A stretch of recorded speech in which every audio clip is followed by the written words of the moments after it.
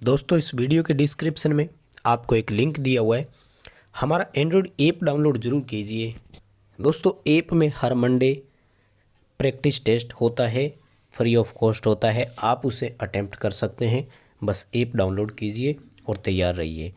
दोस्तों ऐप में पूरा कंप्लीट पेड कोर्स आपके लिए अवेलेबल है, आप चाहें तो उसे ले सकते हैं। ITI आधारित किसी भी एग्ज़ाम की आप तैयारी करें, आपको एक मोस्ट सूटेबल कोर्स वहाँ पर मिल जाएगा, इसलिए ऐप डाउनलोड ज़रूर कीजिएगा। नमस्कार दोस्तों, वीके नॉलेज इलेक्ट्रिकल में आप सभी का स्वागत है। दोस्तों आज हम टेक्निकल हेल्पर के लिए स्पेशल रेक्टिफायर पर आधारित 25 प्रश्नों का वीडियो लेकर आए हैं और आई होप कि आपको ये 25 प्रश्न बहुत अच्छे पसंद आएंगे। एक तरह से पूरा रेक्टिफायर आपका एक बार रिवाइज हो जाएगा अगर आपने पहले से पढ़ रखा है तो।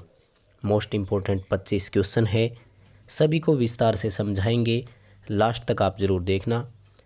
सीरीज़ पसंद आए, वीडियो पसंद आए तो लाइक ज़रूर कीजिएगा, कमेंट करके हमें ज़रूर बताएं। एक प्यारा सा कमेंट ज़रूर कीजिए, हम सभी के कमेंट्स पढ़ते हैं। दोस्तों आपने अभी तक हमारा चैनल सब्सक्राइब नहीं किया हुआ है तो चैनल सब्सक्राइब ज़रूर कर लीजिए। चैनल पर काफ़ी नोट्स आपके लिए उपलब्ध है, बहुत सारा कंटेंट और मटेरियल आपके लिए उपलब्ध है, काफ़ी हेल्पफुल आप सभी के लिए ये रहने वाला है। चलिए दोस्तों आज के प्रश्नों से शुरू करते हैं और क्वेश्चन आपके सामने है। अच्छी बात यह है कि क्वेश्चन हिंदी और इंग्लिश दोनों भाषाओं में है, आप इसे आसानी से समझ पाएंगे ऐसा मेरा मानना है। प्लीज़ आप हमें सपोर्ट करें, वीडियो को लाइक करें और कमेंट करके ज़रूर बताइएगा हमें। दोस्तों नंबर 1 क्वेश्चन आपकी स्क्रीन पर, रेक्टिफायर सर्किट का मुख्य घटक कौन सा है। दोस्तों रेक्टिफायर का काम होता है AC को DC में कन्वर्ट करना और इस काम के लिए हम उसमें डायोड का उपयोग करते हैं। मेन कंपोनेंट रेक्टिफायर सर्किट का डायोड माना जाता है, क्योंकि इंडक्टर, रेजिस्टर और कैपेसिटर डायोड में नहीं फिल्टर परिपथों में लगते हैं, यानी ये फिल्टर सर्किट के मेन कंपोनेंट माने जाएंगे। सेकंड सवाल हमारा, हाफ वेव रेक्टिफायर की आउटपुट रिपल फ्रीक्वेंसी कितनी होती है। उर्मिका आवृत्ति को इंग्लिश में रिपल फ्रीक्वेंसी बोलते हैं।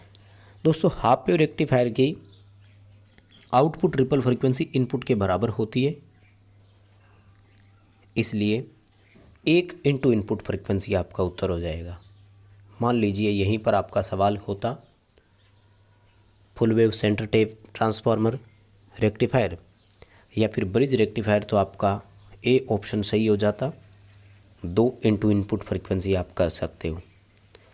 हाफ वेव 3 फेज़ के लिए अगर आपसे पूछ लेता तो 3 गुना होता है और फुल वेव 3 फेज़ के लिए पूछ लेता तो 6 गुना होता है। आगे क्वेश्चन आएगा तो मैं आपको एक्सप्लेन करूँगा, वहाँ न्यूमेरिकल आएगा। अभी हमारा उत्तर यहाँ पर C रहेगा। अगला सवाल, ब्रिज रेक्टिफायर में प्रयुक्त डायोड का शिखर व्यू उत्पन्न वोल्टता रेटिंग कितना होता है। दोस्तों ब्रिज रेक्टिफायर में और हाफ वेव रेक्टिफायर में प्रयुक्त प्रत्येक डायोड की peak inverse voltage rating, PIV को शॉर्ट में बोलते हैं, तो पूरा नाम पीक इनवर्स वोल्टेज होता है। रिवर्स बायस में बाय मैक्सिमम वोल्टेज, जिसे एक डायोड बिना क्षतिग्रस्त हुए सहन कर जाता हो, PIV कहलाता है। तो इन दोनों के लिए PIV सेकेंडरी की पीक वोल्टेज के बराबर होनी चाहिए। जैसे सेकेंडरी साइड में 100 वोल्ट RMS मान है तो इसका शिखर मान आएगा 141.4, यानी डायोड 141.4 वोल्ट से ऊपर सहन करने वाला होना चाहिए। अगर यही full wave centre tap transformer के लिए क्वेश्चन होता तो फिर आपका उत्तर जो है वो B सही हो जाता, 2 इंटू V पीक। अगला सवाल आपकी स्क्रीन पर है, 100 वोल्ट 50 हर्ट्ज AC इनपुट से संयोजित हाफ वेव रेक्टिफायर में डायोड की PIV रेटिंग कितनी होनी चाहिए। अब देखिए ये क्वेश्चन रिपीट हो गया, मैंने अभी बताया।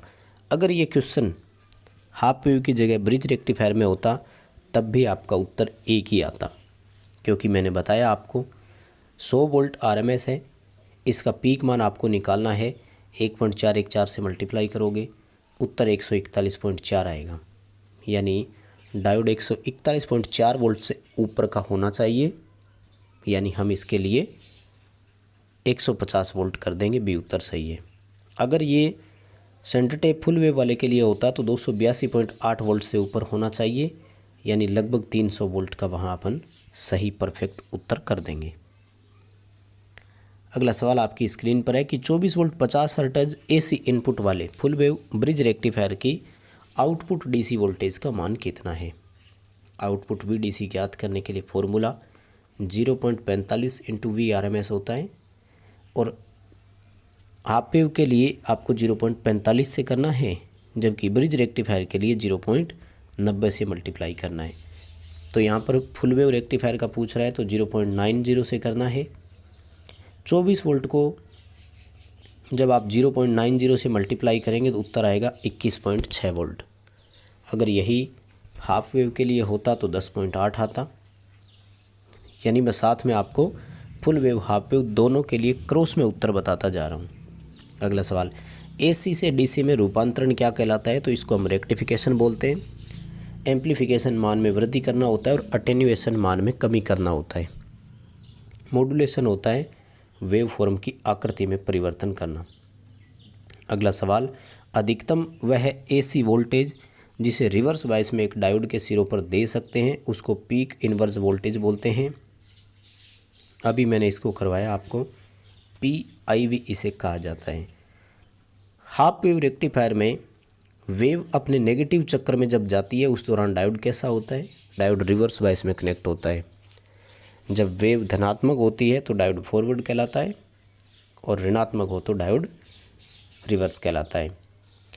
हाफ वेव रेक्टिफायर का उपयोग कहाँ करते हैं। बैटरी चार्जिंग के लिए हाफ वेव रेक्टिफायर उपयोग किया जाता है। बी उत्तर आपको यहाँ पर सही करना है। फुल वेव रेक्टिफायर की एफिशिएंसी पूछी है। हाफ वेव रेक्टिफायर की होती है 40.6, फुल वेव की होती है 81.2%। ठीक है, डी उत्तर आ जाएगा। 81.2% यहाँ पर इसकी एफिशिएंसी होती है। हाफ वेव रेक्टिफायर का रिपल फैक्टर है तो हाफ वेव का 1.21 होता है और फुल वेव का 0.48 होता है। ठीक है, यानी मैं आपको क्रॉस में दोनों बता रहा हूँ। फुल वेव का पूछे तो क्या करना है, हाफ वेव का पूछे तो क्या करना है। का उपयोग करके फुल वेव रेक्टिफिकेशन प्राप्त नहीं हो सकता। फुल वेव रेक्टिफिकेशन एक डायोड से कभी नहीं हो सकता। 2 डायोड से हो जाएगा, सेंटर टैप ट्रांसफार्मर बनेगा। 4 डायोड से हो जाएगा, ब्रिज रेक्टिफायर बन जाएगा। 6 डायोड से बनेगा 3 फेज रेक्टिफायर। अगला सवाल, किस वेव का शिखर फैक्टर सर्वाधिक होता है। दोस्तों, अगर आप शिखर गुणांक के मान की बात करें तो हम सब जानते हैं जो हाफ वेव रेक्टिफाइड होता है उसका पीक फैक्टर 2 होता है जो कि सर्वाधिक है। साइन वेव का 1.414 होता है। बी उत्तर करना है हाफ वेव रेक्टिफायर। अगला सवाल, हाफ वेव रेक्टिफायर का फॉर्म फैक्टर कितना होता है। तो हाफ वेव का 1.57 होता है। मैं आपको चारों ही बता रहा हूँ, आप ध्यान से समझिएगा। यानी इस प्रश्न में आपको एक नहीं 4 क्वेश्चन अच्छे से समझ में आने वाले हैं। 1.11 ये साइन वेव AC का होता है। 1 ये वर्गाकार AC का होता है। 1.57 ये हाफ वेव का होता है और 1.15 ये ट्राइएंगल वेव यानी त्रिभुजाकार वेव का होता है। फुल वेव रेक्टिफायर में प्रत्येक डायोड की धारा रेटिंग कैसी होती है। फुल वेव रेक्टिफायर में लोड करंट के आधे के बराबर होती है, जबकि हाफ वेव में लोड करंट के बराबर होती है। हाफ वेव रेक्टिफायर अगर है तो उसमें लोड करंट के बराबर चलेगा, जबकि फुल वेव चाहे ब्रिज रेक्टिफायर हो चाहे सेंटर टैप वाला हो, प्रत्येक डायोड में बाहर धारा की आधी करंट प्रवाहित होती है। जैसे देखो, अगला मैंने न्यूमेरिकल भी आपको दे दिया, यानी ये न्यूमेरिकल भी लगभग उसी से जुड़ा हुआ ही है। ब्रिज रेक्टिफायर में प्रत्येक डायोड की करंट रेटिंग 1.2 है तो लोड धारा का मान कितना है। अब देखो, ये क्वेश्चन एक तरह से रिवर्स कर दिया ना, उल्टा क्वेश्चन कर दिया। बात एक ही है, कोई ज़्यादा फर्क नहीं है। जब प्रत्येक डायोड को 1.2 एम्पीयर रेटिंग दी हुई है तो लोड करंट का आधा होता है ये। इसका मतलब लोड करंट जो है वो वास्तव में कितनी है, 2.4। ठीक है ना, मतलब 1.2 एम्पीयर जो है वो आधा है। किसका आधा होगा, 2.4 का आधा है। यानी बाहर धारा 2.4 एम्पीयर है तो प्रत्येक डायोड में से कितनी धारा चल रही है, 1.2 एम्पीयर चल रही है, क्योंकि ब्रिज रेक्टिफायर में एक बार में 2 डायोड संचालन करते हैं।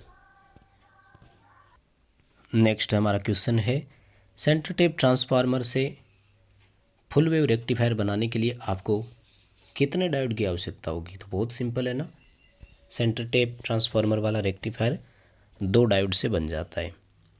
अगला सवाल, डायोड में से कितनी धारा प्रवाहित होगी? खैर ये तो अभी मैंने रिसेंटली न्यूमेरिकल क्लास में भी आपको करवा दिया था। सो आई होप आपने हमारी न्यूमेरिकल क्लास देखी होगी और इस क्वेश्चन का आंसर आप अच्छे से दे पाएंगे। देखो आदर्श डायोड है इसलिए यहाँ पर वोल्टेज ड्रॉप आपको 0 माननी है। फिर हमारे लोड प्रतिरोध जो 24 किलो ओम का है उसको पूरी वोल्टेज मिलेगी 12/24, 0.5 किलो को मिली में बदल दो, 0.5 मिली एम्पियर हमारा यहाँ पर उत्तर हो जाएगा और आपको यहाँ बी ऑप्शन के साथ उत्तर में जाना है। अगला सवाल वही है, सेम उसी प्रकार का, लेकिन डायोड के आगे से आदर्श शब्द हटा दिया। तो फिर सिलिकॉन डायोड में 0.7 वोल्ट ड्रॉप माननी है। 10 में से 0.7 घटाओगे तो 9.3 वोल्ट लोड को मिलेगा। 10 ओम का प्रतिरोध है, 0.93 एम्पीयर करंट उत्तर आ जाएगा। ये दोनों सवाल अभी रिसेंटली मैंने आपको उसमें न्यूमेरिकल क्लास में करवा दिया था। न्यूमेरिकल क्लास नंबर 45 में आपको मिल जाएगा, आप उसे देख सकते हैं। ब्रिज रेक्टिफायर आउटपुट में रिपल फ्रीक्वेंसी 200 हर्ट्ज है, तो एसी इनपुट की फ्रीक्वेंसी कितनी है? देखो आउटपुट जो है हम सब जानते हैं कि इनपुट का 2 गुना होता है, यानी इनपुट इंटू 2 करना है, बराबर 200 है। अब इनपुट निकालना है तो 2 का भाग दे दो, उत्तर आ जाएगा 100 हर्ट्ज। अगला सवाल है, full wave centre tap transformer का यूटिलाइजेशन गुणांक कितना होता है? उपयोगिता गुणांक। दोस्तों तीनों जो हमारे रेक्टिफायर होते हैं, हाफ वेव, फुल वेव और ब्रिज, इन तीनों का यूटिलाइजेशन फैक्टर अलग अलग होता है। तो ये जो हमारा उत्तर है इस क्वेश्चन का, ए ऑप्शन सही रहेगा। यहाँ पर 0.693 जो है इसका यूटिलाइजेशन फैक्टर होता है। अगला सवाल, full wave centre tap transformer में डायोड क्षतिग्रस्त हो गया और आपने उसको रिप्लेस कर दिया, नया डायोड पीआईवी रेटिंग के बराबर ही लगाया। देखो फुल वेव में अभी मैं बता कर आया हूँ आपको कि वो पीक वोल्टेज के 2 गुने के बराबर लगाना होगा आपको। अगर आप पीआईवी रेटिंग के बराबर का ही लगाओगे तो ये डायोड तुरंत नष्ट हो जाएगा, बी उत्तर आएगा। Diode will be damaged, diode क्षतिग्रस्त हो जाएगा, काम नहीं करेगा। 3 फेज हाफ वेव रेक्टिफायर में कितने डायोड लगेंगे? 3 फेज हाफ वेव में 3, 3 फेज फुल वेव में 6 लगेंगे। 3 phase half wave AC input 50 hertz से संयोजित है, 3 फेज 50 हर्ट्ज एसी इनपुट से फुल वेव रेक्टिफायर संयोजित है। आउटपुट रिपल फ्रीक्वेंसी कितनी होगी? तो मैंने आपको बताया इनपुट की 6 गुना कर दिया करो फुल वेव में, 300 हर्ट्ज आ जाएगी। अगर हाफ वेव होता तो 150 होती। अगला सवाल, ब्रिज रेक्टिफायर में प्रत्येक आधे चक्कर में कितने डायोड ऐसे हैं जो धारा का संचालन करते हैं? तो 2 डायोड होते हैं। एक बार 2 डायोड काम करते हैं आमने सामने के, जैसे मान लो D1 और D3 काम करेंगे और एक बार D2 और D4 काम करेंगे, यानी चारों डायोड एक साथ काम नहीं करते हैं। तो बस दोस्तों यही थे 25 इंपॉर्टेंट क्वेश्चन रेक्टिफायर पर आधारित। आई होप आपको क्वेश्चन पसंद आए होंगे। यदि पसंद आए हैं तो वीडियो को लाइक कर दीजिए, क्योंकि लाइक वीडियो पसंद करने का ही मतलब होता है। और एक प्यारा सा कमेंट करके मुझे ज़रूर बता दीजिए। ऐप डाउनलोड कीजिए, चैनल सब्सक्राइब कीजिए और वीडियो अपने दोस्तों को शेयर ज़रूर कर दीजिए।